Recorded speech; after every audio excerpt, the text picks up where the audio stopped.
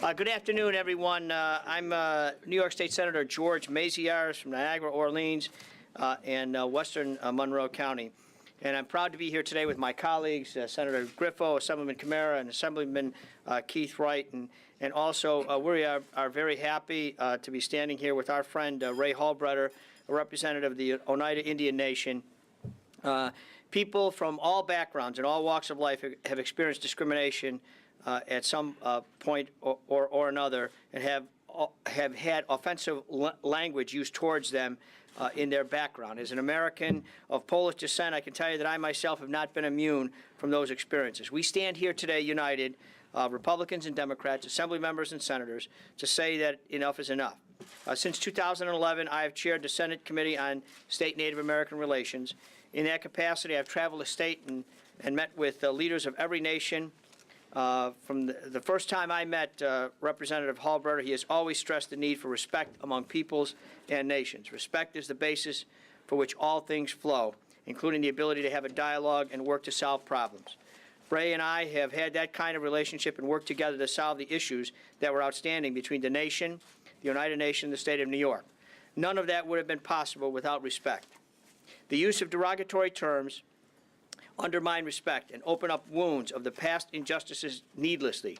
And particularly when it comes to professional sports franchises, it should be recognized that the simple fact that as we move into the 21st century, we should stop using derogatory team names and mascots. The words of someone who is very close to me, you're from Western New York, everyone is very close to Marv Levy. Marv Levy took us all, at least those in Western New York, to 4 Super Bowls. Marv Levy, Coach Levy, once served an assistant coach in Washington. And Coach Levy recently said that a crude word to define a Native American, and I would think that if Native Americans feel offended, it would make sense to change it. You know, all of us, you know, going back many years, used what are now recognized as offensive or crude words. Maybe, you know, decades ago, they were not offensive or crude. But today, we have grown and we have changed, and we have become more sensitive to other people's feelings. I want to relate to you a story of probably, in all the years I've been in the Senate, one of the most distressing, emotional visits that I ever had was with a mother. She came in to see me, and she related an incident where she took her daughter to school one day. Her daughter was 8 years old. She was in the 3rd grade.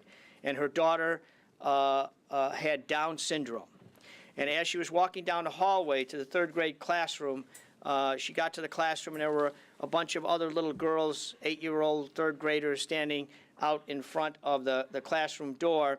And one of the girls said, "Oh, look, here comes," and she used the R word. And the mother said, "You know, I didn't say anything to those little girls. I took my daughter into the classroom, and I got her in her seat, as I did every morning." And she said, "I went out into the parking lot, and I sat in my car for 2.5 hours and cried my eyes out to think that my precious little daughter, who looked a little bit different than the other girls, who spoke a little bit different than the other girls, would sit there all day long, all school year long, and have these other little girls refer to her by that term." And she said, "You know, I don't blame those other little girls for that. That's something that they hear from other kids in school. That's something that they hear at home from their older siblings. That's something they may hear from their parents. They had no idea how insensitive or how hurtful it was to her precious little daughter." And I think that's a great example of how insensitive terms and slurs that once were commonplace, once were accepted, today are hurtful to individuals and to groups of people. So I'm proud to stand here today with my colleagues and to say that enough is enough.